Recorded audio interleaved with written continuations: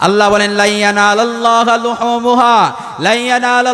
লুহুমুহা ওয়ালা দিমাউহা ওয়ালাকিন ইয়ানালুহুত তাকওয়া মিনকুম। আল্লাহ বলেন বান্দা তুমি কুরবানি করবা, তোমার গোশতও আমার কাছে যাবে না, তোমার চামড়াও আমার কাছে পৌঁছবে না। বান্দা তোমার তাকওয়া মিনকুম, বান্দা তুমি কুরবানি করবা, তোমার তাকওয়াটা আমার কাছে পৌঁছবে। সুবহানাল্লাহ।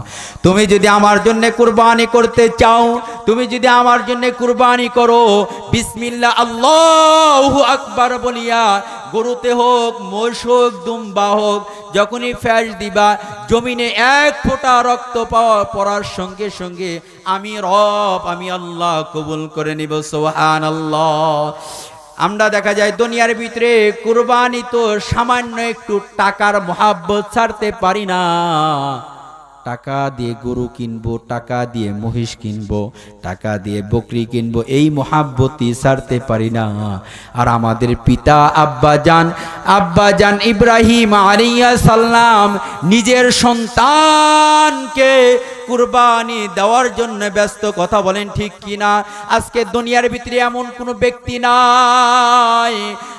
কোনো ব্যক্তি নাই নিজের সন্তানকে কুরবানি করবে। কথা বলেন ঠিক কিনা? নিজে না খাইয়া নিজের সন্তানকে মহাব্বত করি, নিজে না খাইয়া নিজের সন্তানকে খাওয়ায়। আমি একদিন মসজিদে এলান করলাম, এক আল্লাহর বান্দা দুয়ার জন্য 20 কেজি মিষ্টি দিয়েছে। মসজিদে এলান করলাম যে আপনারা সকলেই মিষ্টি নিয়ে যাবেন। হঠাৎ করে আমার কাছের ব্যক্তি মিষ্টি দিছি, 2টা মিষ্টি দিছে, ভাই খাও। আল্লাহর বান্দাকে মিষ্টি হাতে দিলাম, আমার সামনে এই মিষ্টিটা যখনই হাতে দিলাম, আল্লাহর বান্দা দেখি হাতের এইভাবে নিয়েছে আলাইহিস সালাম। আলহামদুলিল্লাহ। চর হামজানি, তাই না?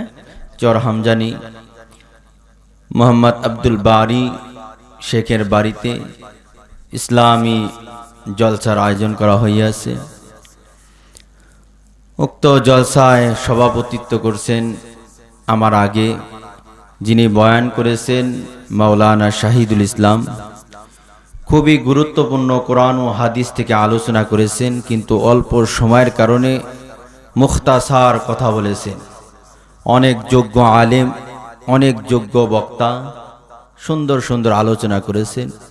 মহান রব আপনাকে আমাকে এই চক হামজানি ভিতর থেকে আপনাকে আমাকে যাচাই বাছাই করিয়া পবিত্র মহান রব্বুল আলামিন পবিত্র জিলহজ মাস, এই জিলহজ মাস, এই মাসটাই কুরবানির মাস, এই মাস হজের মাস।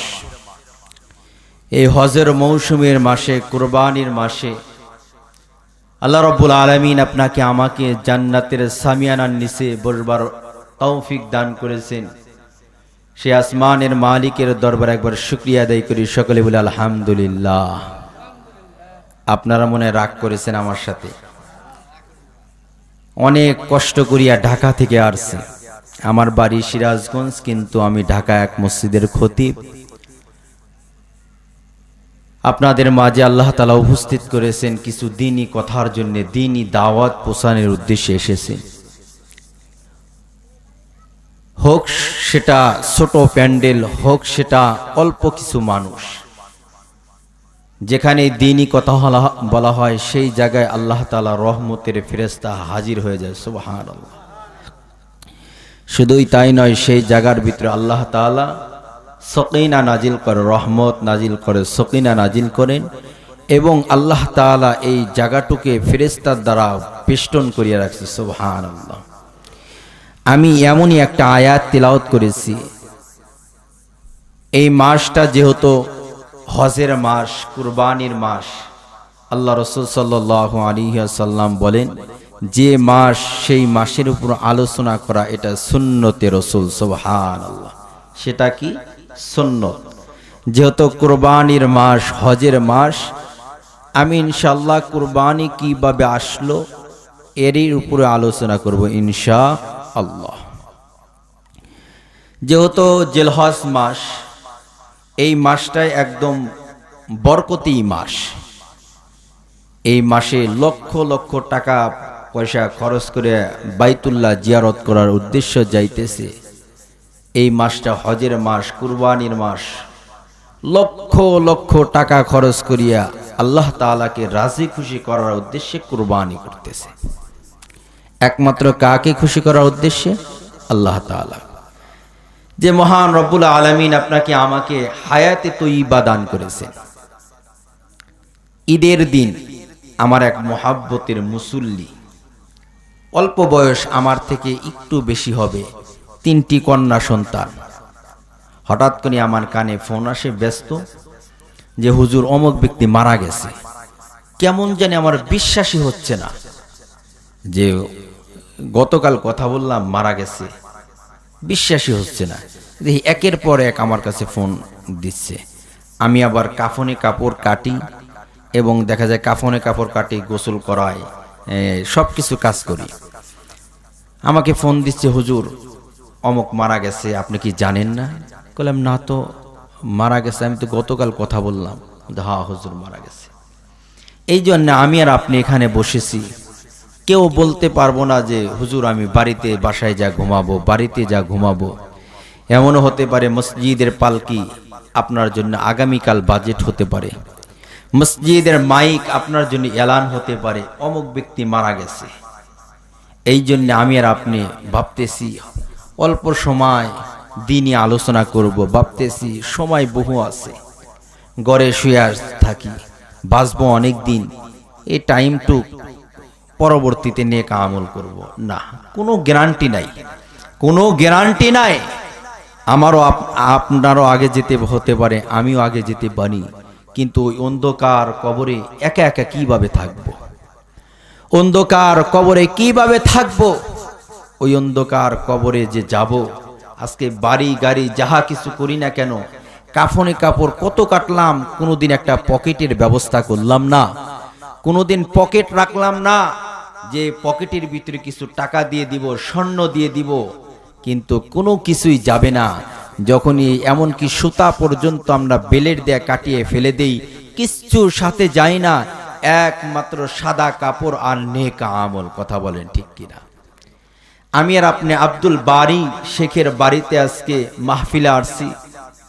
আল্লাহ রাব্বুল আলামিন এই জালিসুর রহমানের উসিলায়, মাহফিলের উসিলায়, দ্বীনি আলোচনা করার উসিলায় আল্লাহ তাআলা মাফ করতে পারে কি পারে না?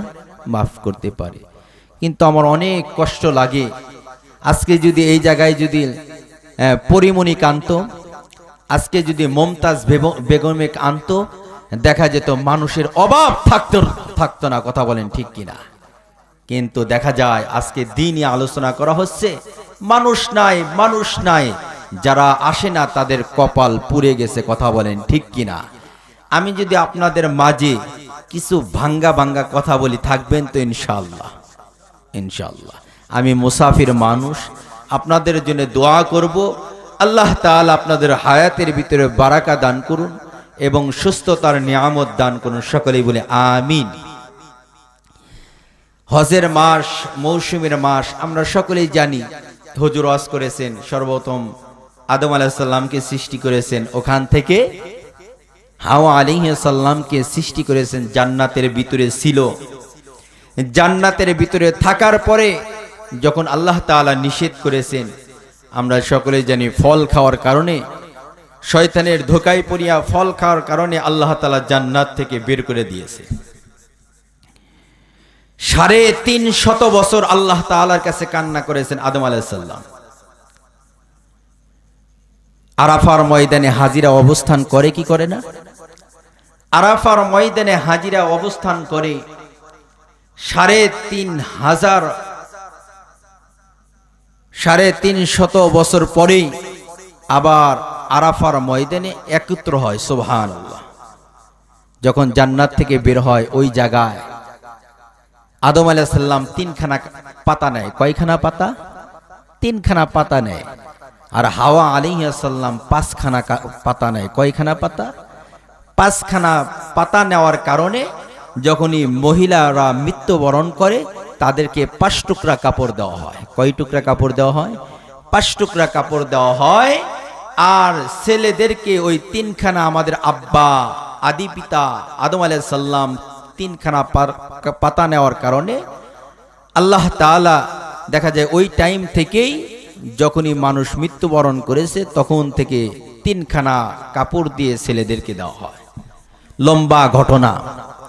আরাফার ময়দানে যখন একত্র হয় তখন দেখা যায় আল্লাহ তাআলা আইন জারি করে দিয়েছে 40 জোড়া আদম আলাইহিস সালামের বংশ থেকে 40 জোড়া সন্তান আল্লাহ তাআলাকে দুনিয়াতে পাঠাইছেন। সুবহানাল্লাহ। 40 জোড়ার ভিতরে তখনকার শরীয়তের বিধান ছিল যে প্রথম ছেলে এবং তারপরে যে আসবে জোড়া জোড়া আসতো, প্রথম ছেলে এবং দ্বিতীয় ছেলে, প্রথম ছেলে কাবিল আর দ্বিতীয় ছেলে হাবিল। বলি আমরা জানি না হাবিল কাবিল, আমরা সকলেই জানি কুরবানি কিভাবে আসছে। ইব্রাহিম আলাইহিস সালাম ওনার ছেলেকে কুরবানি দিতে রয়েছে, ওখান থেকে কুরবানি আসছে না। অনেক ইতিহাস। কুরবানি তো আপনারাও করেন, ছেলে সন্তানদের জন্য জীবনটাই কুরবানি করে দেন। কথা বলেন ঠিক কিনা? আজকে বিবির জন্য ছেলের জন্য আমার জীবনটাই কুরবানি করে দিলাম, এটাও একটা কুরবানি। আমরা অনেক সময় বলি সন্তান ছাত্রদের জন্য, যতগুলো ছাত্র আছে তাদের জন্য তাদের পিছনে আমরা কুরবানি করে দিই, 24টা ঘন্টা ছাত্রদের পিছনে কুরবানি করে দিই, এটাও একটা কুরবানি, সময় কুরবানি। আদম আলাইহিস সালাম তখনকার শরীয়ত ছিল সর্বপ্রথম কাবিলকে আল্লাহ তাআলা দুনিয়াতে পাঠান, তারপরে আকলিমা ওনার সাথে ওনার একটা বোন আল্লাহ তাআলা জন্ম দেন, তার নাম ছিল আকলিমা। আকলিমা বড়ই সুন্দর। হাবিল এবং কাবিল এরা দুই ভাই ছিল, কিন্তু প্রথমে জন্মগ্রহণ করেছে কাবিল। ওনার সাথে আল্লাহ তাআলা ওনার একটা বোন আল্লাহ তাআলা পাঠায় দিয়েছেন, তার নাম ছিল আকলিমা। কিতাবের ভিতরে পড়লাম আকলিমা বড়ই সুন্দর। আর হাবিলকে যখন দুনিয়াতে পাঠায় ওনার সাথে একটা বোন আল্লাহ তাআলা পাঠায় দিয়েছে, তার নাম ছিল লবুদা। এই লবুদার তেমন কোনো চেহারা ছিল না, কালো বর্ণের ছিল, দুনিয়ার ভিতরে সাদা চামড়ার পাগল। কথা বলেন ঠিক কিনা? আজকে মাতবারও সাদা খোঁজে, ইমাম সাহেবরাও সাদা চামড়া খোঁজে, সমস্ত মানুষই সাদা চামড়া খোঁজে। ওই টাইমে কাবিল আল্লাহ তাআলার বিধান আছে যখন বড় হয়ে যায়, আদম আলাইহিস সালামকে বলা হয়, আল্লাহ তাআলা ওহীর মাধ্যমে জানাইয়া দেয়, আদম কাবিল এবং লবুদাকে বিবাহ দাও এবং হাবিল এবং আকলিমার সাথে বিবাহ দিয়ে দাও। যখন এই কথা আল্লাহ তাআলার হুকুমে যখন কাবিলকে যখন যাইয়া বলে, ও কাবিল, আদম আলাইহিস সালাম বলেন, কাবিল আল্লাহর বিধান আছে, শরীয়তের বিধান, তোমার সাথে লবুদাকে বিবাহ দিব আর হাবিলের সাথে আকলিমাকে বিবাহ দিব।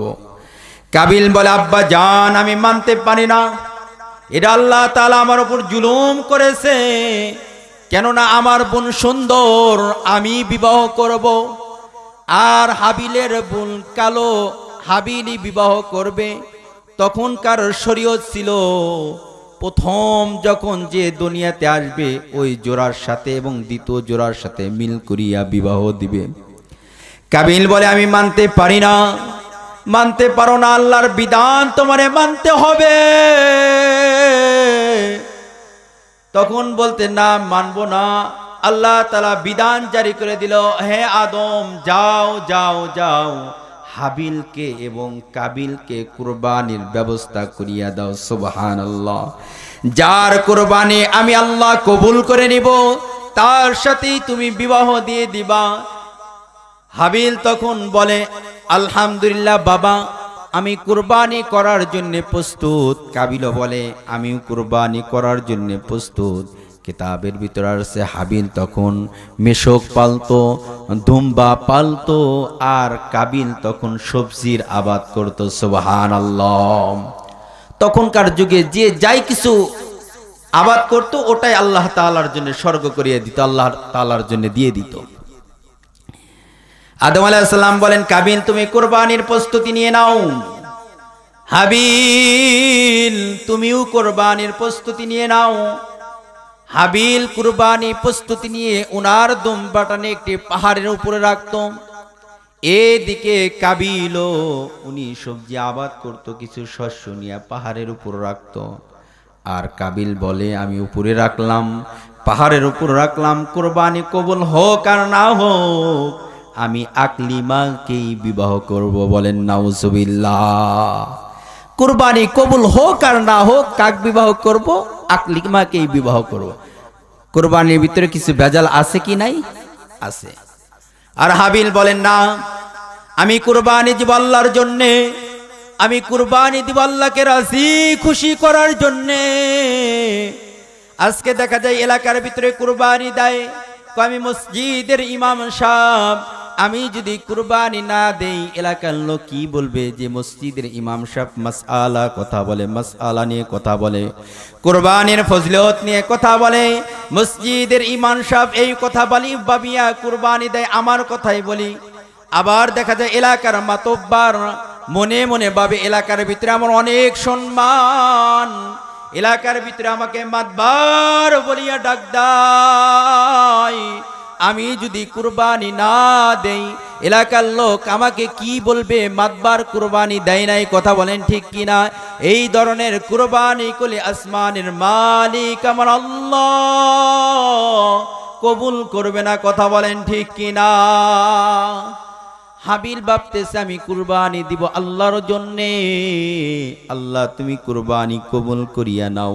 এই বলিয়া যখন পাহাড়ের উপর রাখছে, আগেকার যুগে আমি আর আপনি কত সুন্দর জবাই করিয়া, পশু জবাই করিয়া বিসমিল্লাহ আল্লাহু আকবার, বিসমিল্লাহ আল্লাহু আকবার মহিষ জবাই করতেছি, বিসমিল্লাহ আল্লাহু আকবার বলিয়া গরু জবাই করি, বিসমিল্লাহ আল্লাহু আকবার বলিয়া বকরি জবাই করি, বিসমিল্লাহ আল্লাহু আকবার বলিয়া উট জবাই করি। আবার সুন্দর করিয়া চামড়া সুলাইয়া ওই গোস্তটা নিজেও খাই, অপরজনকেও খাওয়াই। কথা বলেন ঠিক কিনা? আগেকার যুগে কুরবানি কেমন ছিল?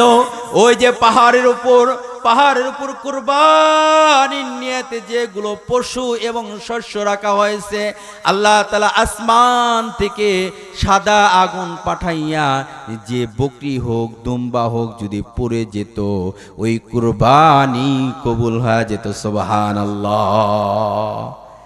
আসমান থেকে আগুন আসিয়া যে পশু পুড়তো, যে শস্য পুড়তো, মনে করতো ওটাই কুরবানি কবুল। আল্লাহ তাআলা জানাইয়া দিত ওটাই কুরবানি কবুল। সুবহানাল্লাহ। আমি আর আপনি আজকে কুরবানি দেই কি দেই না? আমি আর আপনি কুরবানি দেই, বিসমিল্লাহ আল্লাহু আকবার বলিয়া জবাই করিয়া খাই। আমি আর আপনি জবাই করিয়া গরু খাইতেছি, মহিষ খাইতেছি, দুনিয়ার ভিতরে কেউ জানে না কুরবানি কবুল হলো কি না হলো। কথা বলেন ঠিক কি না? আজকে মাতবারও গরু কুরবানি করে, মসজিদের ইমাম সাহেব গরু কুরবানি করে, জবাই করে, এলাকার মাতবারও জবাই করে, মেম্বারও জবাই করে, চেয়ারম্যানও জবাই করে, এমনকি প্রেসিডেন্ট মন্ত্রী পর্যন্ত জবাই করে।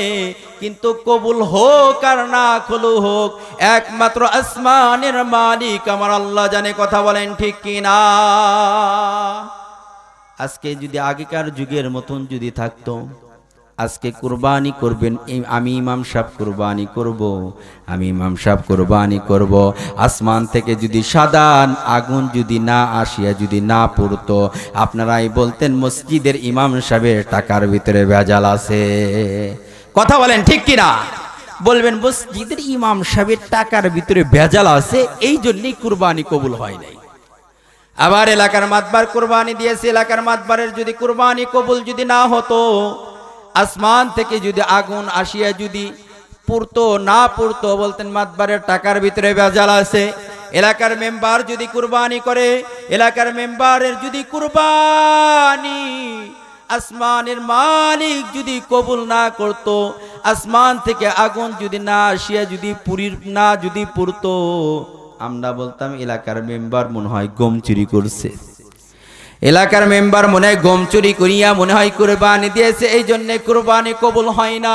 এটা জনাবে মুহাম্মদুর রাসূলুল্লাহ সাল্লাল্লাহু আলাইহি ওয়াসাল্লামের দুয়ার বরকত সুবহানাল্লাহ।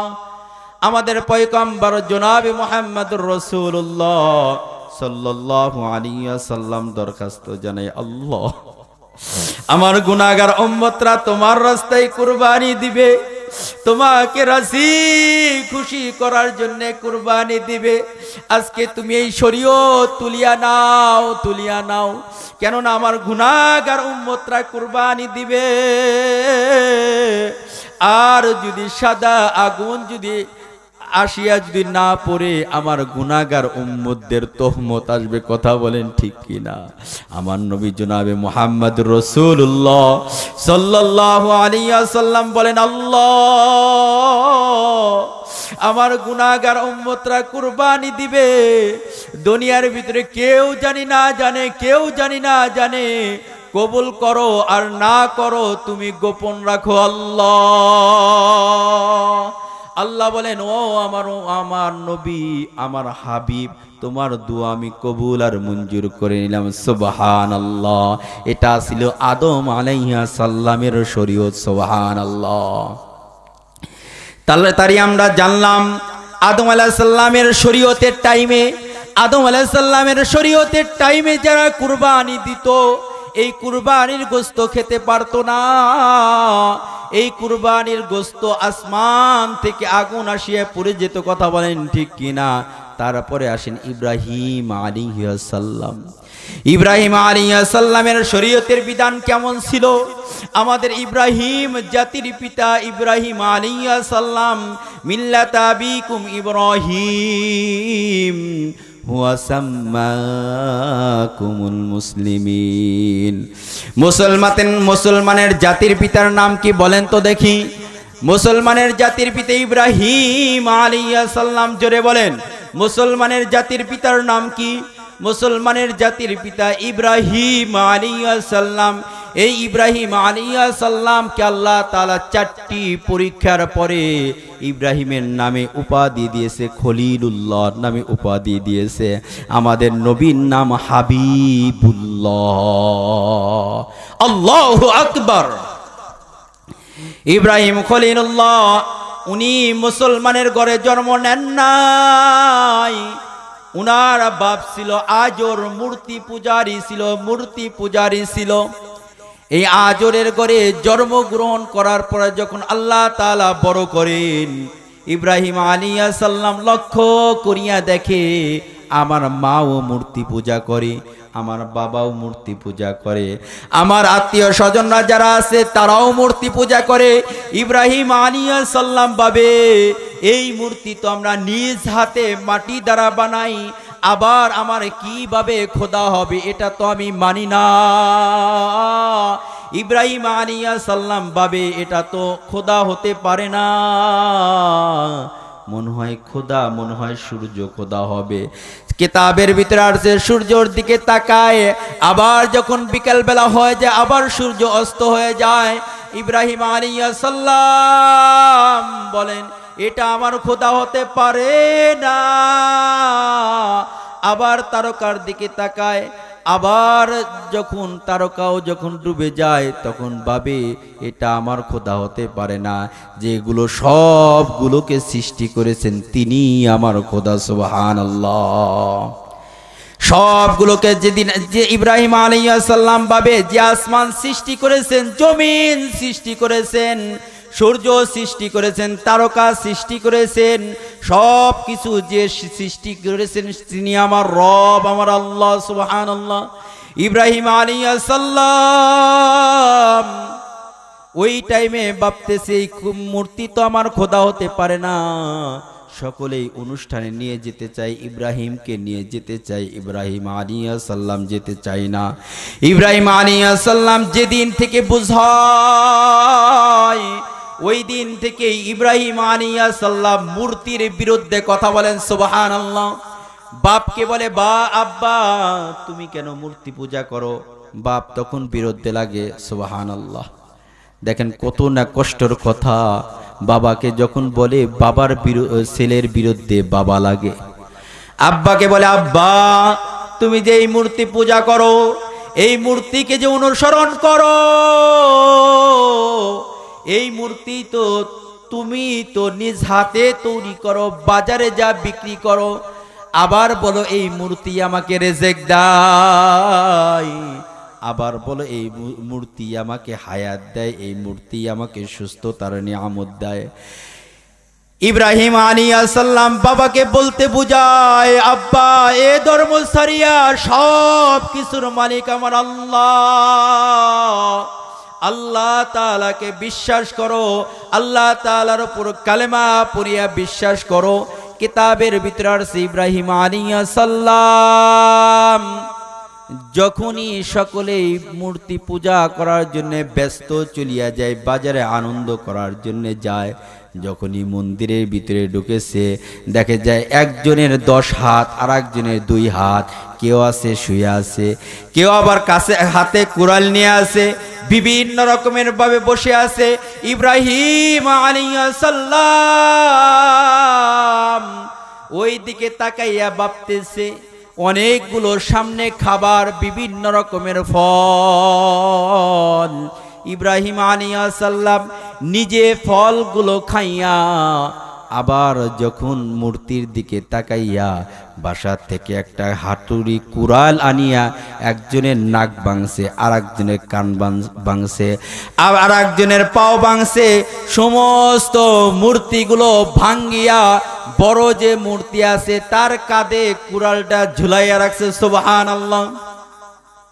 সমস্ত মূর্তিগুলো ভাঙ্গিয়া যখন কুড়ালটা বড় মূর্তির উপর রাখছে, সমস্ত মানুষ যখন আসিয়া মন্দিরের ভিতরে ঢুকেছে, এ কি দশা, আমাদের ভগবানের হাত নাই, পা নাই, আর আরেক ভগবানের কান নাই, আরেক ভগবানের চক্ষু নাই, নাক নাই, এ কাজ কে করেছে? সকলেই ভাবতেছে ইব্রাহিম আলাইহিস সালামের কাজ। ইব্রাহিম আলাইহিস সালামকে জিজ্ঞাসা করে, ইব্রাহিম তুমি কি এই কাজ করেছো? ইব্রাহিম বলেন, আমি করি আর না করি তোমাদের ভগবানকে বলো না। এই যে মনে হয় ওই যে বড় মূর্তি, মনে হয় এই বড় মূর্তি সমস্ত ছোটদেরকে ভাঙছে। সুবহানাল্লাহ বলেন। মনে হয় আমার মনে হয় এর ভিতরে ষড়যন্ত্র আছে। কেমন ষড়যন্ত্র? এই যে দেখেন সামনে খাবার, অনেকগুলো খাবার নাই, মনে হয় খাবার নিয়ে মারামারি লাগাইছে, এই কারণে সমস্ত মূর্তিগুলো বড় মূর্তিটাই ভেঙে ফেলছে। ইব্রাহিম আলাইহিস সালাম যখন এই কথা বলেছেন, সমস্ত বাসীরা বলতেছে এটা কি মূর্তির ক্ষমতা আছে? মূর্তি কখনো আরেক মূর্তিকে ভাঙতে পারে? ইব্রাহিম আলাইহিস সালাম বলে, তোমরা কার ধর্ম অনুসরণ করো? নিজে নিজেই বাঁচতে পারে না, সে আবার কিসের খোদা? সুবহানাল্লাহ বলবেন না। আজকে নিজে নিজেই তো রক্ষা করতে পারে না, সে আবার কেমন খোদা? ইব্রাহিম আলাইহিস সালাম যখন এই কথা বলেছে, সমস্ত এলাকাবাসীরা একত্র হয় বলতে, আসর তোমার সন্তান ইব্রাহিমের এই কাজ, তোমার সন্তানকে আমরা হত্যা করতে চাই। নমরুদ বলতেছে, হে আজর তোমার সন্তানকে হত্যা করতে চাই। ইব্রাহিম আলাইহিস সালামকে হত্যা করবে। নিজের বাবা বলতে, হা হা হা, আমার সন্তান যে কাজ করেছে উনাকে হত্যা করাই দরকার। ইব্রাহিম আলাইহিস সালাম চোখের পানি ছাড়িয়া আসমানের মালিকের কাছে দোয়া করে, আল্লাহ নিজের বাবা পর্যন্ত আমার ক্ষতি চা। ইব্রাহিম আলাইহিস সালামকে মারার জন্য বিশাল বড় একটা চক্রীর মেলা। আজকে মুসলমানের সন্তান, আমার অনেক কষ্ট লাগে। দেখা যায় ইব্রাহিম আলাইহিস সালামকে মারার জন্য নমরুদ বিশাল আকারে একটা মেলার আয়োজন করেছে, ওখানে একটা চক্রীর ব্যবস্থা করেছে। এমনভাবে চক্রীর ব্যবস্থা করেছে, লাকড়ি দিয়ে আগুন জ্বালাইছে, লাকড়ি দিয়ে আগুন জ্বালার পরে বিশাল আকারে চক্রীর ব্যবস্থা করেছে। ফাঁক থেকে ইব্রাহিম আলাইহিস সালামকে বাঁধবে আর চক্রী ঘুরাইয়া আগুনের ভিতরে ফেলবে। বলেন নাউজুবিল্লাহ। এই মেলার ভিতরে দেখা যায় ওখান থেকে মেলা চালু হয়েছে। আজকে দেখা যায় ঈদুল আজহারের দিন গেল, ঈদুল আজহারের দিনে মুসলমান ব্যতীত হিন্দু নাই। ঈদের দিনে আমরা গরু জব করেছি, একটা হিন্দু খুঁজে পাওয়া যায় না যে মুসলমানদের সাথে আসিয়া খাবার খায়। আবার মুসলমানদের সাথে আবার একসাথে হিন্দুরা নামাজ পড়ে, এরকম কোনো নজির নাই। কথা বলেন ঠিক কিনা? দেখা যায় মুসলমানদের ধর্মে হিন্দুরা আসে না, কিন্তু মুসলমানের বাচ্চা হইয়া লজ্জা নাই, শরমবিহীন মুসলমান। যেখানে হিন্দুর মেলা হয় মুসলমান হাজির। কথা বলেন ঠিক কিনা? যেখানে অনুষ্ঠান হয়, হিন্দুদের অনুষ্ঠান হয়, মুসলমানের বাচ্চারা। কথা বলেন ঠিক কিনা? দেখা যায় মুসলমানের লজ্জা নাই, লজ্জা নাই। আজকে যদি পূজা হয়, পূজার ভিতরে যদি হিন্দুরা যদি 100 থাকে আর মুসলমানের বাচ্চারা 400। কথা বলেন ঠিক কিনা? মুসলমানদের লজ্জা নাই, লজ্জা নাই কেন্দা হিন্দুদের অনুষ্ঠানে যায়। আর চক্রীর মেলা, এই চক্রীর মেলা তো আসলো ইব্রাহিম আলাইহিস সালাম থেকে। আমাদের জাতির পিতা ইব্রাহিম আলাইহিস সালামকে আগুনে ফেলবে, ওখান থেকে মেলা আসলো। কিতাবের ভিতরে আসছে যখনই চক্রী জুলাইতে নয়, ইব্রাহিম আলাইহিস সালামকে যখনই চক্রী চালানো হয়, জিব্রাইল আসিয়া বলতে চায়, হে ইব্রাহিম তোমাকে উপকার করতে চাই। জিব্রাইল আলাইহিস সালাম বলে, ইব্রাহিম তোমাকে আমি উপকার করব। ইব্রাহিম আলাইহিস সালাম বলে, কে তোমাকে এই ক্ষমতা কে দিয়েছে? কয় এই ক্ষমতা তো আমার আল্লাহ দিয়েছে। সুবহানাল্লাহ বলেন। কয় জিব্রাইল তোমাকে যদি এই ক্ষমতা আল্লাহ দিয়ে থাকে, আমি তো ইব্রাহিম, ওই আল্লাহ তো আমাকেও দেখবে। সুবহানাল্লাহ বলেন। এদিকে ইব্রাহিমের কত ঈমান পাওয়ার। ইব্রাহিম আলাইহিস সালামকে আগুনে ফেলবে, এদিকে যখন উলঙ্গ করতে চায়, সকলকে বলা হয় কে উলঙ্গ করবা? আজর বলতেছে ইব্রাহিম আলাইহিস সালামের বাবা বলতেছে নমরুদকে, হে নমরুদ আজকে আমি আমার ছেলেকে উলঙ্গ করিয়া লজ্জাস্থান মানুষকে দেখাইব, আমার ছেলেকে অপমান অপদস্থ করব। নাউজুবিল্লাহ বলেন। ইব্রাহিম আলাইহিস সালামকে যখন উলঙ্গ করবে, উনার বাবা হইয়া যখন উলঙ্গ করতে চায়, ইব্রাহিম আলাইহিস সালাম আসমানের মালিককে বলে, আল্লাহ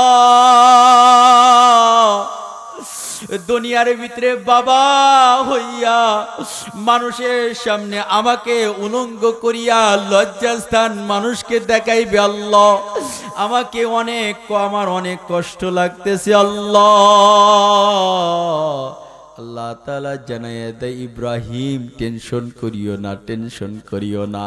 আল্লাহ তাআলা জানায় দেয়, ফেরেশতারা যা যা যা, আমার ইব্রাহিমকে তোরা জান্নাত থেকে পোশাক নিয়ে ওরা উলঙ্গ করবে, তার আগেই জান্নাত থেকে পোশাক নিয়ে তোরা পরিধান করায় দাও। সুবহানাল্লাহ। কিতাবের ভিতরে আছে জান্নাত থেকে পোশাক নিয়ে যখন পরিধান করাইয়া দেওয়া হলো, ইব্রাহিম আলাইহিস সালামকে আগুনে ফেলবে, আর আগুনে ফেলতে পারে না।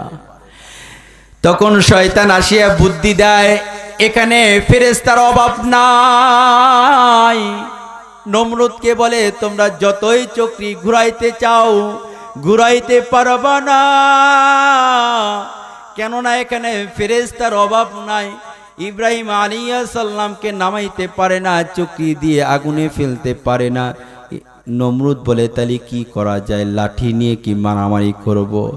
শয়তান বলে, লাঠি দিয়ে কি করবা? তোমরা তো ফেরেশতাই দেখবা না। কথা বলেন ঠিক কিনা? এই জন্য কেউ যদি বলে হাসবুনাল্লাহু ওয়া নি'মাল ওয়াকিল, নি'মাল মাওলা ওয়া নি'মান নাসির, আল্লাহু আকবার। কোন বান্দা যদি আল্লাহর উপর ভরসা করে, ওই বান্দার জন্য আল্লাহ তাআলাই যথেষ্ট। কথা বলেন ঠিক কিনা? ইব্রাহিম আলাইহিস সালাম আল্লাহ তাআলার উপর ভরসা করেছে। কার উপর ভরসা করেছে? আল্লাহ তাআলার উপর ভরসা করেছে। আর আল্লাহর উপর যদি ভরসা করে থাকে, আল্লাহই ইব্রাহিমের জন্য যথেষ্ট। সুবহানাল্লাহ।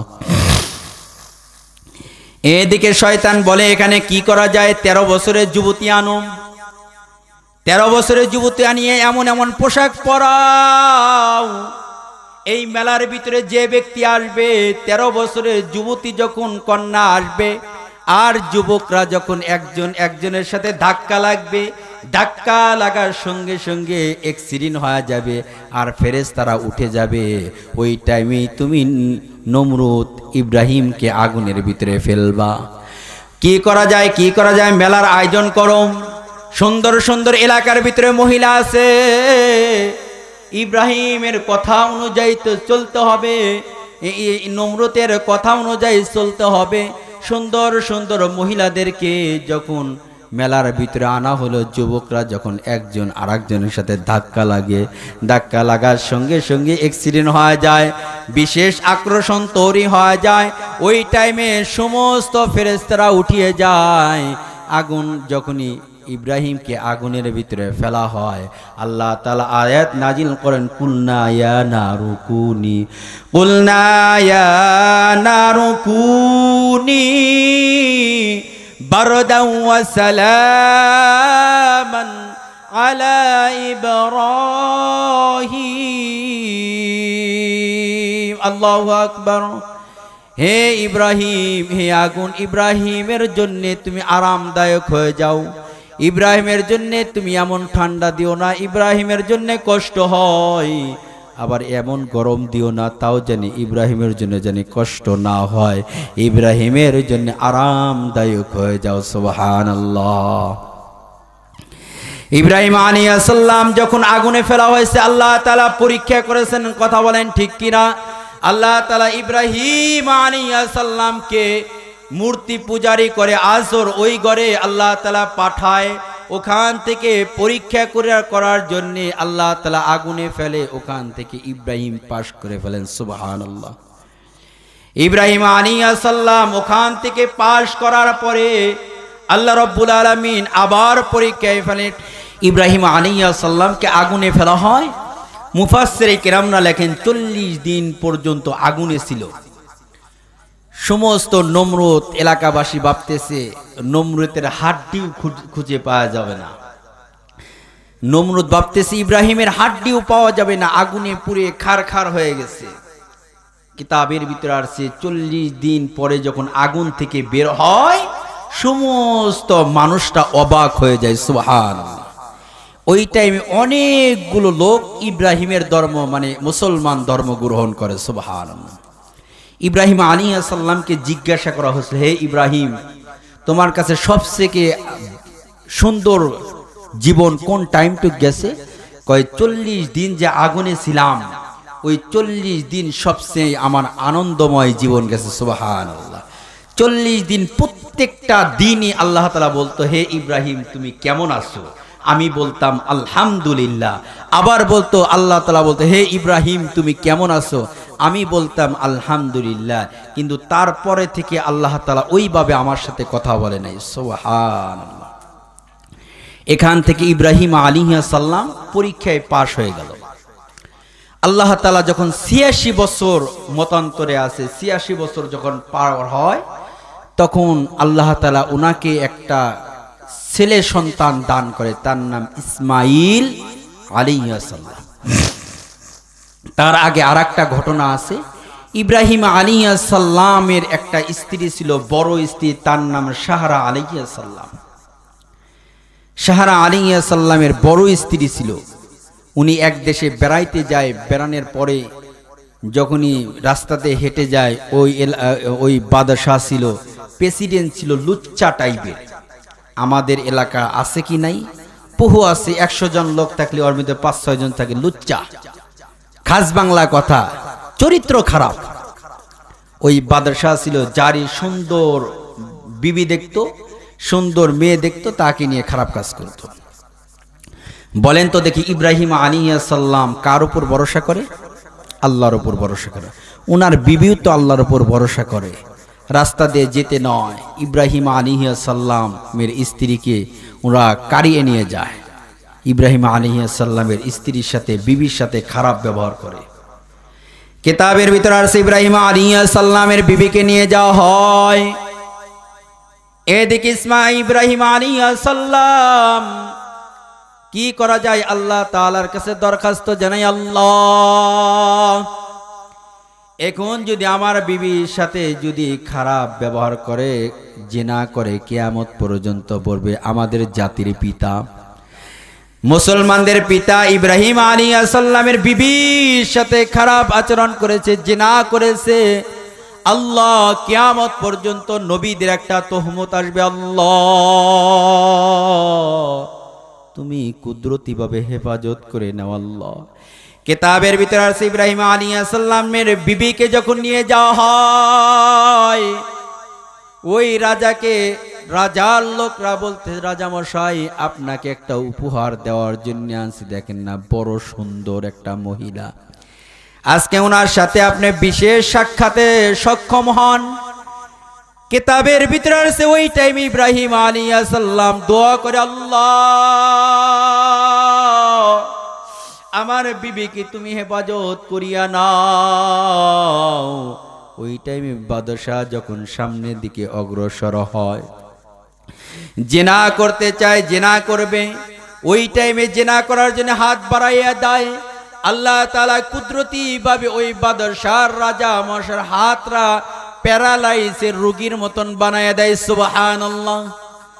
আবার যখন আস্তে আস্তে করিয়া পিছনে আসে, আবার যখন হাত বাড়াইতে নয়, আবার হাতরা একই রকম বানায়া দেয়, প্যারালাইসের রোগীর মতন হয়ে যায়, হাতে কোনো শক্তি পায় না।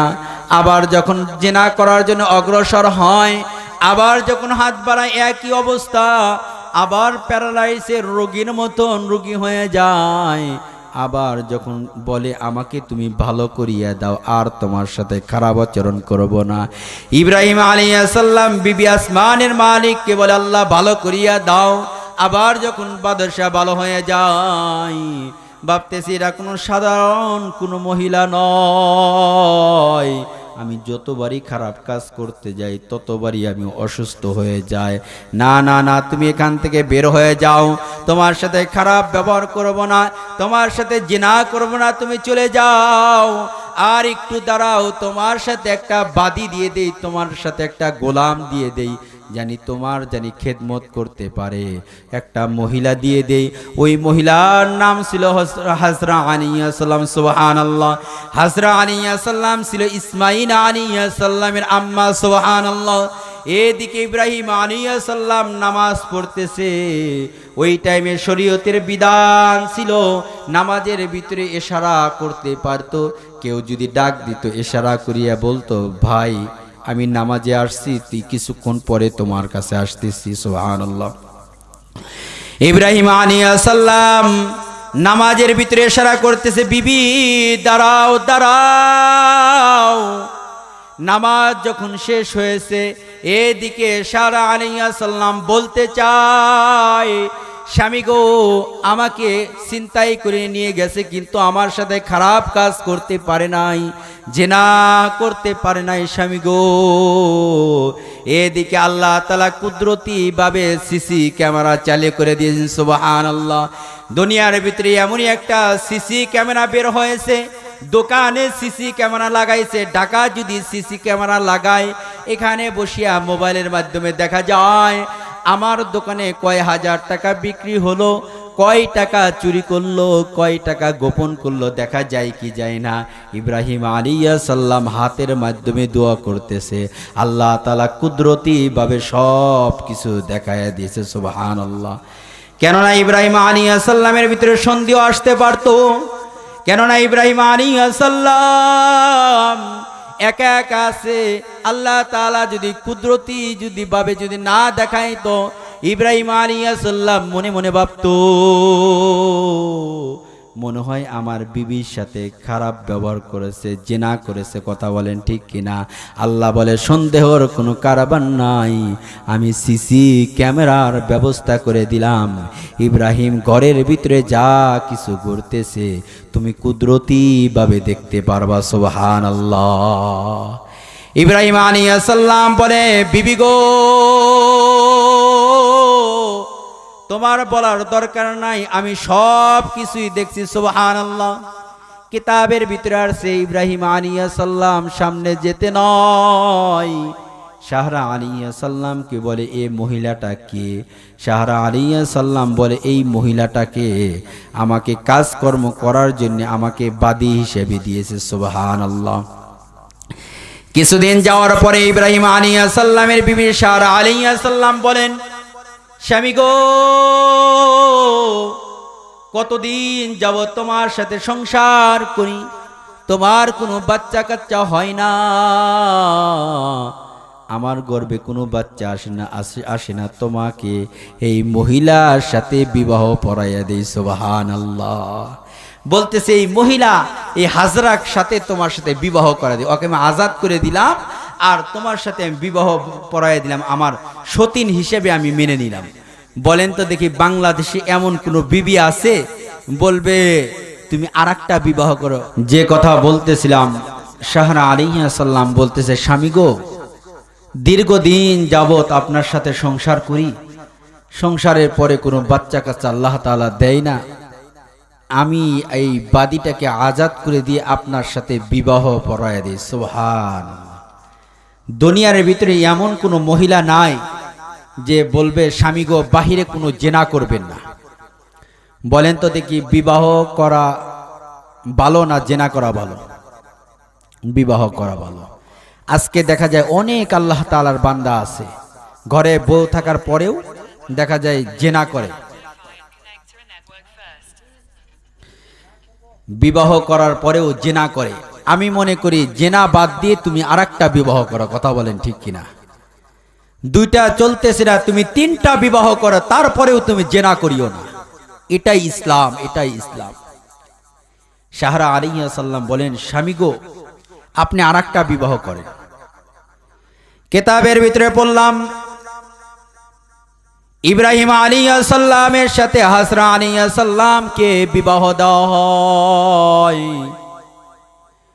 হাজরা আলাইহিস সালামকে যখন বিবাহ দেওয়া হয়, কিছুদিন পরে হাজরা আলাইহিস সালামের গর্ভে আল্লাহ তাআলা ইসমাঈল আলাইহিস সালামকে পাঠায়া দেয়। সুবহানাল্লাহ। ইসমাঈল আলাইহিস সালামকে যখন আল্লাহ তাআলা হাজরার গর্ভে দিয়ে দেয়, ওই টাইমে ইব্রাহিম আলাইহিস সালাম মুহাব্বত করে, ভালোবাসে। তারপরে যখন ইসমাঈল আলাইহিস সালামকে দুনিয়ার ভিতরে ভূমিষ্ঠ করে, ইসমাঈল আলাইহিস সালামকে যখন দুনিয়ার ভিতরে পাঠান, ইসমাঈল আলাইহিস সালাম তখন পর্যন্ত মায়ের দুধ খায়, বুকে স্তনে দুধ খায়। ওই টাইমে আল্লাহ তাআলা জানাইয়া দেয়, ইব্রাহিম তোমার ছেলেকে এবং হাজরাকে তুমি বনবাসে পাঠাইয়া দাও। বনবাসে পাঠাইয়া দাও, বাইতুল্লাহর পাশে মক্কা নগরীতে পাঠাইয়া দাও। ওখানে কোনো জনসংখ্যা নাই, মানুষ নাই, কেউ নাই, জঙ্গল। ওই টাইমে ওখানে পাহাড়ের ভিতরে পাঠাইয়া দাও। ইব্রাহিম আলাইহিস সালাম বলেন, বিবি গো চলো যাই। কোথায় যাব? চলো যাই। ইব্রাহিম আলাইহিস সালাম মাইল হাঁটিয়া যখন বাইতুল্লাহর পাশে, যখন জমজমের পাশে, তখন তো জমজম ছিল না। ওই টাইমে যখন জিন মসজিদ, বর্তমান যখন এক মসজিদ আছে জিন মসজিদ, ওই টাইমে যখন তার পাশে রাখিয়া যখন কোনো কথা নাই, হাজরা আলাইহিস সালাম এবং ইসমাঈল আলাইহিস সালাম, তখন তো ইসমাঈল আলাইহিস সালাম ছোট, বুকের দুধ খায়। ওই টাইমে কোনো কথা না বলিয়া যখন থুইয়া আসতে নয়, পিছনে পিছনে পিছনে পিছনে হাজরা আলাইহিস সালাম ডাকতে তাকে, স্বামী গো, এখানে যে থুয়ে যাচ্ছেন কার হুকুমে থুয়ে যাচ্ছেন? হাজরা আলাইহিস সালাম একবার নয় দুইবার নয়, বলতে বলতে হঠাৎ করিয়া ইব্রাহিম আলাইহিস সালাম আসমানের দিকে তাকাইয়া বুঝাইতে চায়, ও হাজরা, এটা কোনো আমার কোনো হুকুম নয়, স্বয়ং আল্লাহ তাআলার হুকুমেই আমি এখানে থুয়ে যাচ্ছি। সুবহানাল্লাহ। হযরত আলিয়া সাল্লাম ওনারা তো ইমানদার ছিল, আল্লাহ তাআলার উপর তাওয়াক্কুল করে। হযরত আলিয়া সাল্লাম ইব্রাহিম আলিয়া সাল্লামকে জবাবের উত্তর দেয়, স্বামী গো, এটা যদি আল্লাহর হুকুম হয়ে থাকে আল্লাহ তাআলাই আমার জন্য যথেষ্ট হয়ে যাবে। সুবহানাল্লাহ, আল্লাহ তাআলাই আমার জন্য যথেষ্ট হয়ে যাবে। ইব্রাহিম আলাইহিস সালাম ওখান থেকে চলে আসিয়া আসমানের মালিকের কাছে কুদরতিভাবে দোয়া করে, আল্লাহ এখানে আমার কলিজার টুকরা বিদ্যা বয়সে একটি সন্তান দিলা, তারপরে আল্লাহ তাআলা তুমি পরীক্ষা করতেছো। আল্লাহ এখানে থুয়ে যাচ্ছি অল্প কিছু খেজুর আর পানি, এখানে তেমন কোনো খাবারের ব্যবস্থা নাই, মানুষের ব্যবস্থা নাই, কোনো মানুষ নাই। এই টাইমে আমার ছেলে এবং বিবি থাকবে। আল্লাহ তোমার কাছে সবর্দ করে দিলাম, আল্লাহ তাআলা তুমি কুদরতিভাবে হেফাজত করে নাও এবং খানা পিনার ব্যবস্থা করিয়া দাও।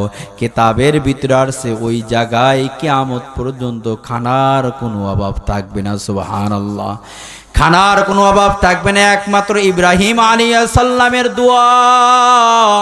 ইব্রাহিম আলাইহিস সালামের দোয়ার বরকতে এ পর্যন্ত ওই জায়গায় কোনো খাবারের অভাব নাই। আস্তে আস্তে করিয়া মাঝে মাঝে আসে, ইব্রাহিম আলাইহিস সালাম দেখে যায়, আবার আসে, আবার যখন দেখে যায় বিভিন্ন রিওয়ায়াত আছে, কোনো কিতাবের ভিতরে আছে 13 বছর, কোনো কিতাবের ভিতরে আছে 7 বছর। আল্লাহ তাআলা জারি করে দেয়, হুকুম জারি করে দেয়। আল্লাহ তাআলা তো কিতাব দিয়ে জারি করে জানায় দিতে পারতো, হে ইব্রাহিম তোমার সন্তানকে কুরবানি করো, তোমার বড় সন্তানকে জবাই করো। ইব্রাহিম আল্লাহ তাআলা কোনো সহিফা কিতাব না দিয়ে, কেন না দিয়ে, যদি কিতাবের ভিতরে থাকতো তাহলে তো জানতো ইব্রাহিম কুরবানি করো। কিন্তু আল্লাহ তাআলা স্বপ্নে দেখায় দিল, ইব্রাহিম তুমি কুরবানি করো।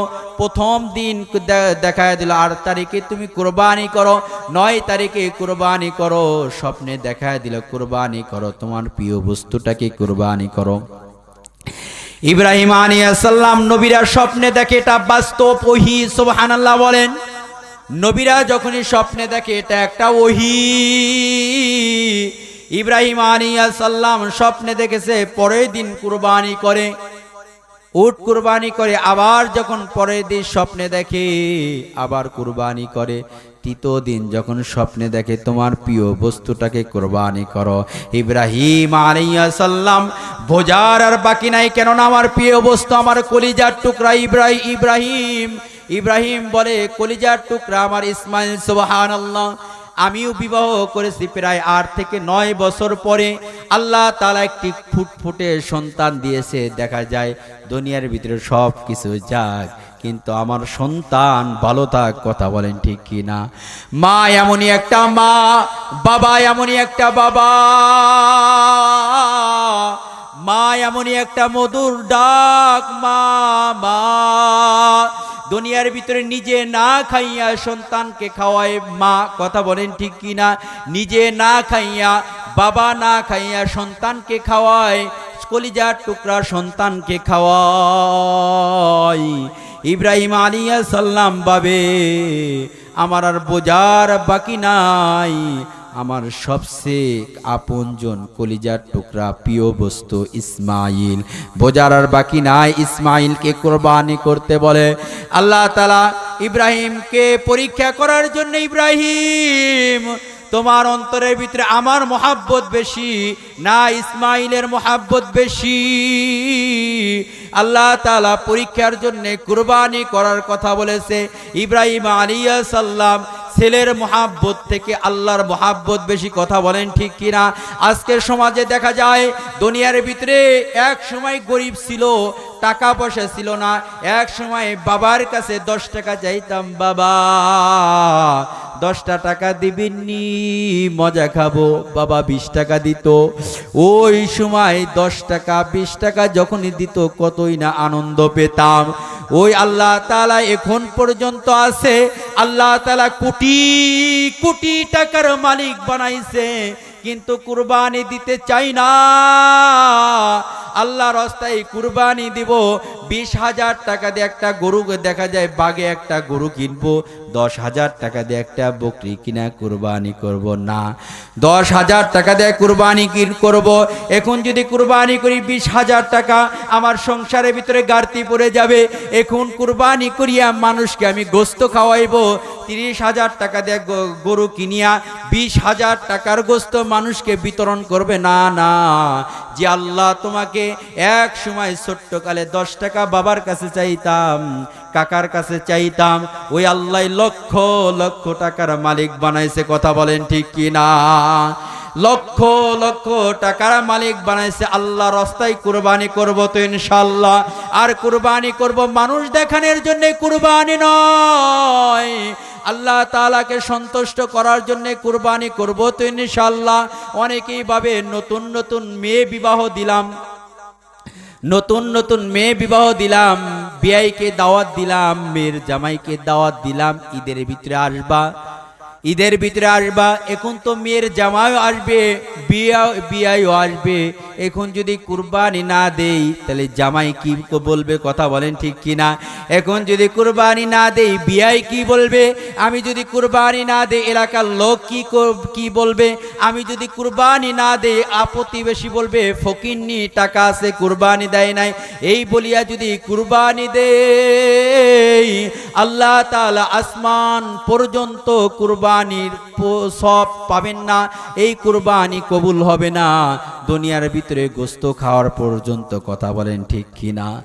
আল্লাহ বলেন লা ইয়ানালাল্লাহু লুহুমুহা, লা ইয়ানালাল্লাহু লুহুমুহা ওয়ালা দিমাউহা ওয়ালাকিন ইয়ানালুহুত তাকওয়া মিনকুম।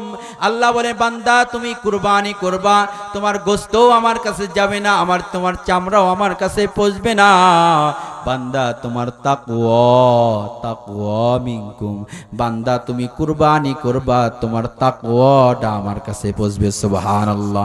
তুমি যদি আমার জন্য কুরবানি করতে চাও, তুমি যদি আমার জন্য কুরবানি করো, বিসমিল্লাহ আল্লাহু আকবার বলিয়া, গরুতে হোক মোষ হোক দুম্বা হোক, যখনই ফ্যাস দিবা জমিনে এক ফোঁটা রক্ত পড়ার সঙ্গে সঙ্গে আমি রব, আমি আল্লাহ কবুল করে নিব। সুবহানাল্লাহ। আমরা দেখা যায় দুনিয়ার ভিতরে কুরবানি তো সামান্য একটু টাকার মহাব্বত ছাড়তে পারি না। টাকা দিয়ে গরু কিনবো, টাকা দিয়ে মহিষ কিনবো, টাকা দিয়ে বকরি কিনবো, এই মহাব্বতই ছাড়তে পারি না। আর আমাদের পিতা আব্বাজান ইব্রাহিম আলাইহিস সালাম নিজের সন্তানকে কুরবানি দেওয়ার জন্য ব্যস্ত। কথা বলেন ঠিক কিনা? আজকে দুনিয়ার ভিতরে এমন কোনো ব্যক্তি নাই, এমন কোনো ব্যক্তি নাই নিজের সন্তানকে কুরবানি করবে। কথা বলেন ঠিক কিনা? নিজে না খাইয়া নিজের সন্তানকে মহাব্বত করি, নিজে না খাইয়া নিজের সন্তানকে খাওয়াই। আমি একদিন মসজিদে এলান করলাম, এক আল্লাহর বান্দা দুয়ার জন্য 20 কেজি মিষ্টি দিয়েছে। মসজিদে এলান করলাম যে আপনারা সকলেই মিষ্টি নিয়ে যাবেন। হঠাৎ করে আমার কাছের ব্যক্তি মিষ্টি দিছি, 2টা মিষ্টি দিছে, ভাই খাও। আল্লাহর বান্দাকে মিষ্টি হাতে দিলাম, আমার সামনেই মিষ্টিটা যখনই হাতে দিলাম আল্লাহর বান্দা দেখি হাতের এইভাবে নিয়েছে। আল্লাহর বান্দাকে বললাম ভাই তুমি খাও না কেন? কথা বলে না। আবার বললাম ভাই খাও। আল্লাহর বান্দা তখন বলতেছে হুজুর কি বলবো, আমার একটা 7 বছরের বাচ্চা আছে, আমি না খাই আমার সন্তানকে খাওয়াইব। সুবহানাল্লাহ। বাবা এমনই একটা বাবা, নিজে কোনো সময় ভালো কোনো কাপড় পরে না, ঈদ আসতেছে মানুষের বাড়িতে কাজ করে, গাড়ি চালায়, ভ্যান গাড়ি চালাইয়া দেখায় নিজে কোনো সেরা একটা মাঠে যায় নামাজ পড়ার জন্যে, ভালো কোনো জামা পরে না, কিন্তু সন্তানকে সুন্দর সুন্দর মার্কেট করাইয়া দেয়। কথা বলেন ঠিক কিনা? এটার নামই বাবা। আর ওই ছেলে আস্তে আস্তে করিয়া বড় হয়, সন্তান বাবাকে মহাব্বত করে না। ইব্রাহিম আলাইহিস সালাম কেমন পরীক্ষার ভিতরে আল্লাহ তাআলা ফেলেছে। ইব্রাহিম আলাইহিস সালাম তখনই স্বপ্নে দেখার পরে যখন কুরবানি করে আবার স্বপ্নে দেখায়, ইব্রাহিম আলাইহিস সালাম বলেন বোঝার আর বাকি নাই, একটা দড়ি লইয়া আবার একটা ছুরি লইয়া রওনা দেয়। মক্কার দিকে রওনা দেয়। যা দেখে বাড়িঘর ছিল না, বাড়িঘর হয়ে গেছে। এদিকে তার আগে ইসমাইল আলাইহিস সালাম ওই যে খাবার দিয়েছিল, অল্প কিছু খাবার শেষ হয়ে গেছে। ইসমাইল আলাইহিস সালাম পানির তৃষ্ণায় কাতর হয়ে গেছে। এদিকে ইসমাইল আলাইহিস সালামের মুখের ভিতরে হাজরা আলাইহিস সালাম জিহ্বা ঢুকিয়ে দেয়। এদিকে যখন মা যখন সন্তানের মুখের ভিতরে যখন জিহ্বা ঢুকে দেয়, বুকে কোনো দুধ নাই, না খাওয়া অবস্থায় বুকে দুধ নাই। এদিকে যখন হাজরা আলাইহিস সালাম জিহ্বাটা ঢুকে দেয়, জিহ্বাও এক পর্যায়ে শুকে যায়। সন্তান পানির জন্য মনে হয় মৃত্যুবরণ করবে। আল্লাহ বলে টেনশন করিস না, ইসমাইল মৃত্যুবরণ করবে না। এই বংশে থেকে আমার হাবিব জনাবে মুহাম্মদুর রাসূলুল্লাহ সাল্লাল্লাহু আলাইহি ওয়াসাল্লাম দুনিয়াতে আসবে। সুবহানাল্লাহ। এদিকে পানির অভাবে যখন হাজরা আলাইহিস সালাম ইন্না সফা ওয়াল মারওয়াতা মিন শাআইরিল্লাহ, একবার সফা পাহাড়ের দিকে দৌড়ায়, মনে হয় ওই পাহাড়ে সফা পাহাড়ে মনে হয় পানি আছে, দেখা যায় ওখানে পানি নাই। আবার যখন মারওয়া পাহাড়ের দিকে দৌড় দেয়, মনে হয় মারওয়া পাহাড়ে পানি আছে। এদিকে যখন একবার নয়, দুইবার নয়, 7 বার যখন দৌড়াদৌড়ি করে, আল্লাহ তাআলা কুদরতি ভাবে জানায়া দেয়, ফেরেশতার মাধ্যমে জানায়া দেয়, ও হাজরা টেনশন করিও না, টেনশন করিও না, এই ইসমাইলকে আমি মারবো না। এই ইসমাইলের বংশ থেকে মুহাম্মাদুর রাসূলুল্লাহ সাল্লাল্লাহু আলাইহি ওয়াসাল্লাম দুনিয়াতে আসবে। সুবহানাল্লাহ। এই জন্য আমরা যখন হাজিরা হজ করতে যাই, হাজী সাহেবদেরকে জিজ্ঞাসা করবেন, এই হাজী সাহেবরা হজ করার সময় এমনি এমনি হাঁটিয়ে যায় না। আল্লাহ তাআলার কাছে এমনই পছন্দ হয়েছে, এই বংশ থেকে মুহাম্মাদুর রাসূলুল্লাহ সাল্লাল্লাহু আলাইহি ওয়াসাল্লাম আসবে। আর এই ইসমাইলকে বাঁচানোর জন্য হাজরা একবার নয়, দুইবার নয়, 7 বার যখন দৌড়াদৌড়ি করেছে, আল্লাহ তাআলা পছন্দ করেছে, এমন পছন্দ কিয়ামত পর্যন্ত হাজিরা যাইবে 7 বার এই সফা এবং মারওয়া সাই করতে হবে। সুবহানাল্লাহ। কোন এই হাজিরা যদি এই 7 বার যদি সাই যদি না করে, দৌড়াদৌড়ি যদি না করে, আল্লাহ বলে ওই হাজিদের হজ কবুল করব না। সুবহানাল্লাহ। হজই হবে না। সুবহানাল্লাহ। এদিকে দেখেন কত আল্লাহ তাআলার কাছে পছন্দনীয় এই মাস।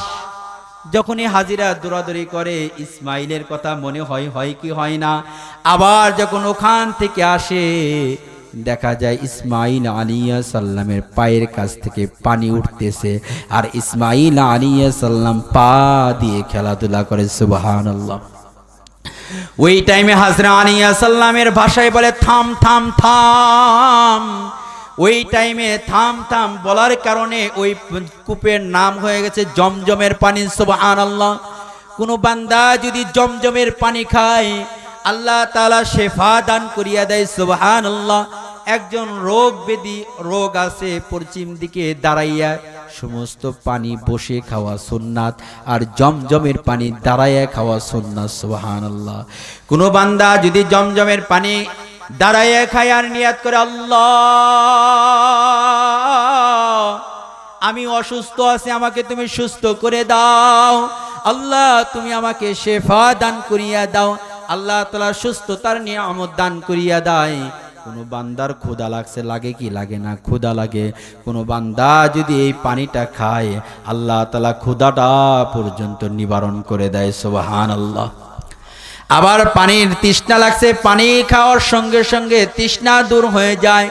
এই জমজমের পানি মিলিয়ন মিলিয়ন ভাবে তোলা হয়, এক ফোঁটাও কমে না। সাহাবায়ে কেরামরা বলে, ইয়া রাসূলুল্লাহ, ইয়া হাবিবাল্লাহ, এই জমজমের পানির কূপের গোড়া কোথায়? আল্লাহর পয়গম্বর বলেন, এটা হাউজে কাউসারের লাইন। সুবহানাল্লাহ। এই জমজমের পানি সরাসরি হাউজে কাউসারের লাইন থেকে পানি আসে। সুবহানাল্লাহ। এই জন্য হাজিরা যখন আসবে বলবেন, একটু জমজমের পানি দেন, একটু পানি খাই। সুবহানাল্লাহ। এই জমজমের পানি এই জমজমের পানি যখন পান করা হয়, খাওয়া হয়, ইসমাইল আলাইহিস সালামের কথা স্মরণ হয়ে যায়। যখন এই পানি খাই হাজরা আলাইহিস সালামের কথা স্মরণ হয়ে যায়। কথা বলেন ঠিক কিনা? আস্তে আস্তে করিয়া যখন বড় হয়ে যায়, ইব্রাহিম আলাইহিস সালামকে বলে কুরবানি করো। ইব্রাহিম আলাইহিস সালাম দড়ি এবং রশি লইয়া রওনা দেয়। আসিয়ার পরে দেখে ওখানে বাড়িঘর হয়ে গেছে, ওখানে মানুষ বসবাস করে। ইব্রাহিম আলাইহিস সালাম বলে, এখানে ইসমাইলদের বাড়ি কোথায়? হাজরা আলাইহিস সালাম, হাজরাদের বাড়ি কোথায়? মানুষ বলে ওই যে একটা ঝুপড়ি ঘর, ওখানে হাজরা এবং ইসমাইল বসবাস করে। সুবহানাল্লাহ। আগের কোনো পানির ব্যবস্থা ছিল না, যখনই জমজমের পানির ব্যবস্থা হয়ে গেছে, ওখানে মানুষ বসবাস করে। ওখানে বাগান হয়ে গেছে, বিশাল বাগান হয়ে গেছে, মানুষ বসবাস করে। ইব্রাহিম আলাইহিস সালাম যায় সালাম দিয়ে বলে, হাজরা আমি আসি হাজির। এইদিকে দেখে ইব্রাহিম আলাইহিস সালামকে পোশাক পরায় দিয়েছে। ইব্রাহিম আলাইহিস সালামকে হাজরা আলাইহিস সালাম বলতে থাকে, ইসমাইল এটা তোমার বাবা। সুবহানাল্লাহ। আব্বু বলিয়া যখন ডাক দিয়েছে, বলেন তো দেখি কলিজা ঠান্ডা হয় কি হয় না? যখন এই সন্তান আসিয়া বলে, আব্বা আমাকে 10টা টাকা দেন, ওই টাইমে মনে হয় কলিজা ঠান্ডা হয়ে যায়। আজকে আমার নিজের কথা বলি, আমার ছেলে ছোট, মাত্র 2 বছর বয়স হবে। আমি যখন পকেট থেকে টাকা বের করেছি, 100 টাকার নোট আছে, 500 টাকার নোট আছে, ওর ভিতরে ছেলে টাকা নেওয়ার জন্য ব্যস্ত। লাল একটা 10 টাকার নোট দিয়েছি, চুপ হয়ে গেছে। একটা ছোট্ট বাচ্চাও টাকা চেনে কি চেনে না। ইব্রাহিম আলাইহিস সালামকে যখন বলছে, আব্বু কেমন আছেন? ইসমাইল আলাইহিস সালাম যখনই বলেছেন, ওই টাইমে ইব্রাহিম বলে, আমার কলিজাটা ঠান্ডা হয়ে গেছে। সুবহানাল্লাহ। কিন্তু আল্লাহ তাআলা পরীক্ষার জন্য আল্লাহ বলে, ও ইব্রাহিম তোমার অন্তরের ভিতরে আমার মহাব্বত বেশি না ইসমাইলের মহাব্বত বেশি? এই টাইমে আল্লাহ তাআলা পরীক্ষার জন্য তো আমার কুরবানি করতেই হয়। ইসমাইল আলাইহিস সালামকে বলে, বাবা তুমি সুন্দর পোশাক পরো। তোমার মাকে বলো সুন্দর পোশাক পরায় দাও। ইসমাইল আলাইহিস সালামকে সুন্দর যখন পোশাক পরায় দেওয়া হয়, ইসমাইল আলাইহিস সালামকে যখন সামনের দিকে অগ্রসর হয়, এদিকে শয়তান আসিয়া বলতে থাকে, হাজরা তুমি কি জানো তোমার সন্তানকে কুরবানি করবে ইব্রাহিম?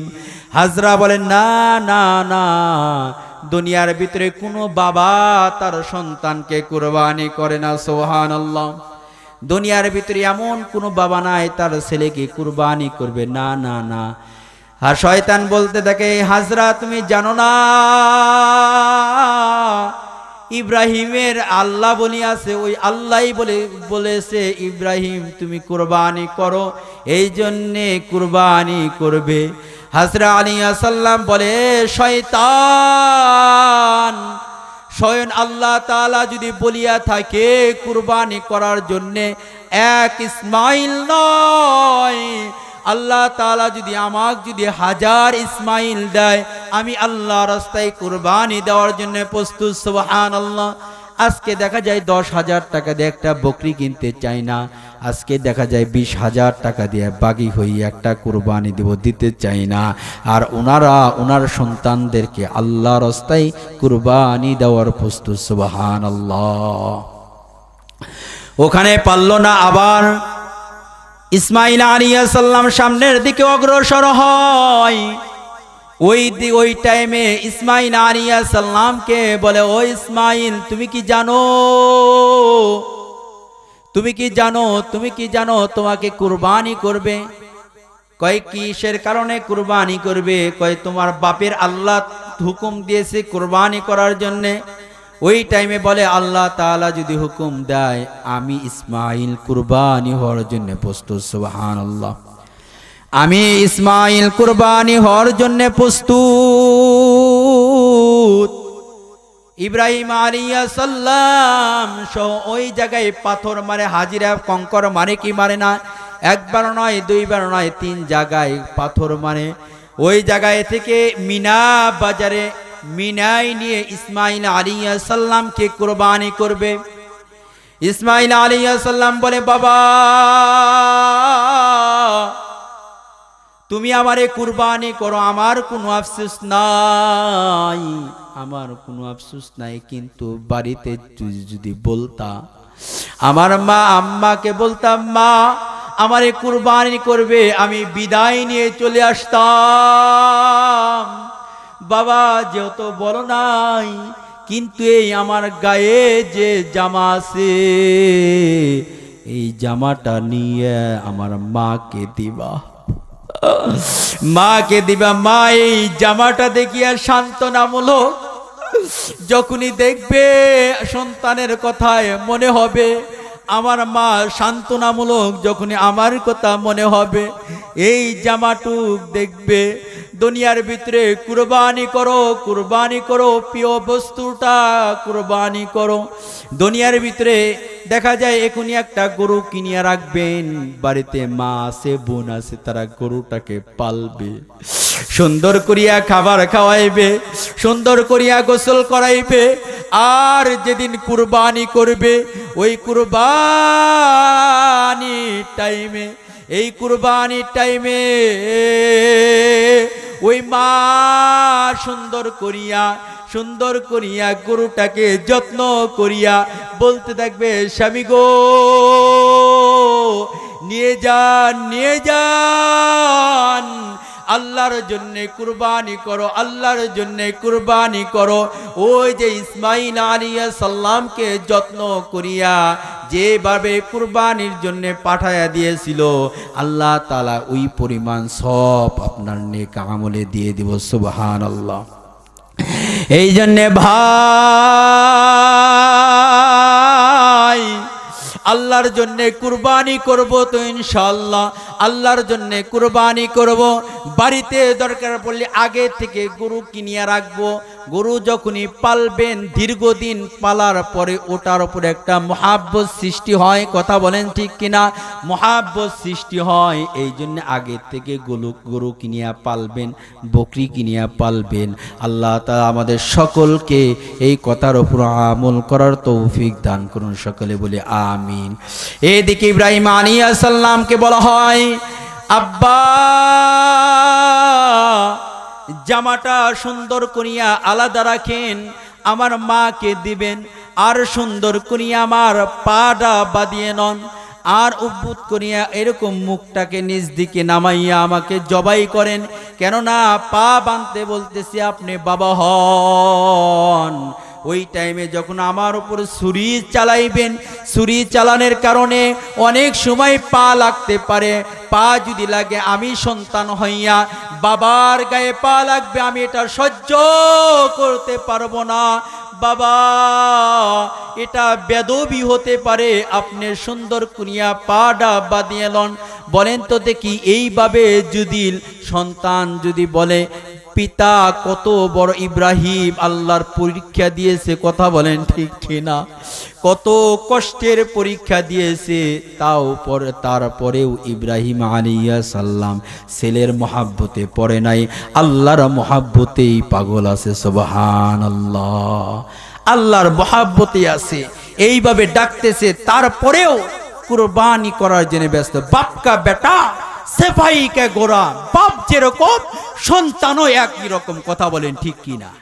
আমার আর আপনার সন্তান হলে বলতো, কিসের আল্লাহ লাগে, তাড়াতাড়ি পালাই, কিসের কুরবানি, এরকম বাপই দরকার নাই, কথা বলেন ঠিক কিনা? কুরবানি কিসের, কুরবানি কিসের, আল্লাহ মানি না, এই কথাই বলতো আমার আর আপনার সন্তান হলে। কিন্তু বাপকা বেটা সেফাই কা গোরা, সন্তানও যেরকম বাবাও একই রকম। এদিকে ইব্রাহিম আলাইহিস সালাম যতই ফেসাইতে নয়, যতই আঘাত করতে চায়, কাটে না, কাটে না। আল্লাহ তাআলা জানায়া দেয়, হে ছুরি আমার ইসমাইলের জানি একটা পশম জানি না কাটে। সুবহানাল্লাহ, একটা পশম জানি না কাটে। ইব্রাহিম এমনই একটা ইব্রাহিম, যে পর্যন্ত পরীক্ষায় পাশ না করবে সে পর্যন্ত ইব্রাহিম ক্ষান্ত হবেন না। সুবহানাল্লাহ। ইব্রাহিম আলাইহিস সালাম ফেসাইতেই থাকে। আল্লাহ তাআলা আইন জারি করে দিয়েছেন, হে ছুরি, বলেন তো দেখি দুনিয়ার ভিতরে কার আইন চলে? আল্লাহ তাআলার আইন চলে। আমি কয়দিন বাঁচবো কার আইন? আপনি কয়দিন বাঁচবেন কার আইন? আমি কয়দিন কত টাকার মালিক হব, সব কিছুর মালিক তো আমার আল্লাহ। ইব্রাহিম আলাইহিস সালাম যতই ফেসাইতে নয়, আল্লাহ তাআলা জানায় দেয়, ছুরি, আমার ইসমাইলের জন্য একটা পশম না কাটে। সুবহানাল্লাহ।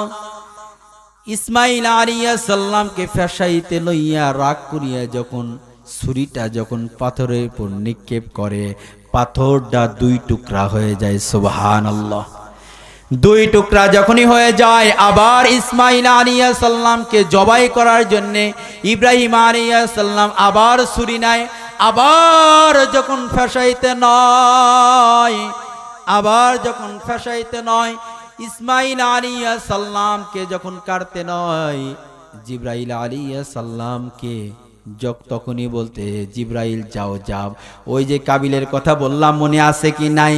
ওই যে কাবিলের কুরবানি যে আমি আল্লাহ কবুল করে নিয়েছি, ওই দুম্বাটা, ওই দুম্বা নিয়ে ইব্রাহিমের ছুরির তরে লাগাইয়া দাও। সুবহানাল্লাহ।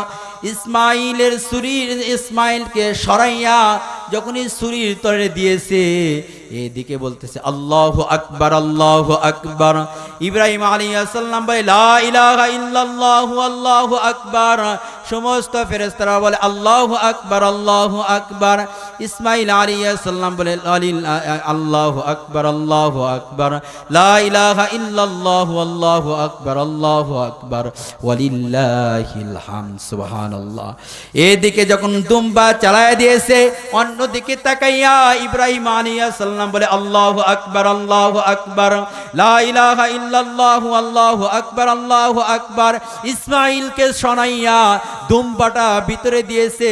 যখনই রক্ত মোবারক লাগছে মুখে, ইব্রাহিম আলাইহিস সালাম আনন্দ আনন্দ, কেননা আল্লাহ তাআলার বিধান পালন করতে পারছি। তাকাইয়া দেখে ইসমাইল নাই, ইসমাইল নাই, নিচে একটা দুম্বা জবাই হয়ে গেছে। সুবহানাল্লাহ। আল্লাহ তাআলা বলেন, এই টাইমে যদি ইসমাইলকে যদি না সরাইতাম, যে পর্যন্ত ইব্রাহিম এই কুরবানি না করতে পারতো, সে পর্যন্ত ইব্রাহিম ব্যস্তই থাকতো কিভাবে আমার মোহাব্বত ভিতরে ঢুকাইতে পারে, ইব্রাহিম ব্যস্ত থাকতো। এই জন্যে ওই টাইমে যদি ইসমাইল আলাইহিস সালামকে কুরবানি করা হতো, ভাই ভাইকে জবাই করত, বাবা ছেলেকে জবাই করত, ছেলে বাবাকে জবাই করত, আত্মীয় স্বজনকে জবাই করত। কিন্তু আল্লাহ তাআলা ইব্রাহিম আলাইহিস সালামকে পরীক্ষা করার জন্য পরীক্ষায় আল্লাহ তাআলা পাশ করে দিয়েছে। আল্লাহ তাআলা গোল্ডেন পেয়েছে ইব্রাহিম আলাইহিস সালাম। সুবহানাল্লাহ। ওই টাইমে দেখা যায় ইব্রাহিম আলাইহিস সালাম পাশ করেছে। আমি আর আপনি দেখা যায় আল্লাহর জন্য কুরবানি দিব, কিন্তু কুরবানি দেই ঠিকই, কুরবানির আগে একটা ফ্রিজও কিনি। কথা বলেন ঠিক কিনা? আছে কি নাই? শহর অঞ্চলে দেখবেন ফ্রিজ আছে, তারপরে ডিপ ফ্রিজ কেনে। ফ্রিজ আছে, তারপরে কি ফ্রিজ কেনে? Deep fridge. বড় দেখে 2 লাখ টাকা দিয়ে কুরবানি করতেছে, ডিপ ফ্রিজ বড় দেখে একটা ফ্রিজ কেনে। কি করে? কুরবানি করার পরে গোস্ত সব ফ্রিজে লোড করে। কয় 1 বছর খাওয়া লাগবে। কয় বছর? আগামী 1 বছর খালি এই গরুর গোস্তই চলবে। বলেন তো দেখি, এই কুরবানি কি আসমান পর্যন্ত উঠবে? আমি কুরবানি দেই কার জন্য? আল্লাহর জন্য কুরবানি দিই, গোস্ত খাওয়ার জন্য কুরবানি দেব না। কথা বলেন ঠিক কিনা? এখনকার সমাজের ভিতরে দেখা যায় যা একটু কুরবানি দেয়, কুরবানি দেওয়ার আগে কয় ফ্রিজটা খালি কর। 1 মাস আগে থেকে ফ্রিজ খালি করা শুরু করে। 2 সপ্তাহ কোনো বাজার নাই, মাছ আছে, মাছগুলো শেষ কর। কেননা কুরবানি দেখতেছি ফ্রিজগুলো লোড করতে হবে। আসলে গোস্ত খাওয়ার জন্য কুরবানি নয়। আদম আলাইহিস সালামের যদি শরীয়ত থাকতো, তাহলে আসমান থেকে আগুন আসিয়া পুড়িয়ে যেত। কথা বলেন ঠিক কিনা? কিন্তু জনাবে মুহাম্মদুর রাসূলুল্লাহ সাল্লাল্লাহু আলাইহি ওয়াসাল্লামের উসিলায় আল্লাহ তাআলা গোপন করিয়ে রাখছে কার কুরবানি কবুল হবে, কার কুরবানি কবুল হবে না, একমাত্র আল্লাহ তাআলাই ভালো জানেন। কথা বলেন ঠিক কিনা? এই জন্য আমরা কুরবানি দিব, নিজেও গোশত খাবো, আত্মীয় স্বজনকেও গোশত খাওয়াবো, প্রতিবেশী আছে তাদেরকেও গোশত দিব ইনশাআল্লাহ। কেননা এক সময় গরিব ছিলাম, আল্লাহ তাআলা লক্ষ লক্ষ টাকার মালিক বানাইছে। কথা বলেন ঠিক কিনা? আল্লাহ তাআলা ইচ্ছা করলে আপনাকেও ফকির বানাইতে পারতো, আল্লাহ তাআলা আপনাকেও গরিব বানাইতে পারতো, কিন্তু আল্লাহ তাআলা টাকা দিয়েছে আল্লাহর রাস্তায় কুরবানি করব। কথা বলেন ঠিক কিনা? আজকে দেখা যায় আমরা যাকাত দিতে চাই না। যাকাতের মাসআলা নিসাব পরিমাণ মাল থাকলে, নিসাব পরিমাণ মাল থাকলে, নিসাব পরিমাণ আমরা সকলেই জানি 7.5 তোলা স্বর্ণ বা 52 তোলা রূপা, এই পরিমাণ টাকা বা স্বর্ণ থাকলে তার উপর যাকাত ফরজ। তার উপর কি যাকাত? ওই পরিমাণ যদি কাহুর টাকা থাকে, বর্তমান যুগে 90-80 হাজার টাকা হলে তার উপর কুরবানি ওয়াজিব। 10, 11, 12 আরবি মাসের জিলহজ মাসের 10 তারিখ, 11 তারিখ, 12 তারিখ, আজকে কয় তারিখ?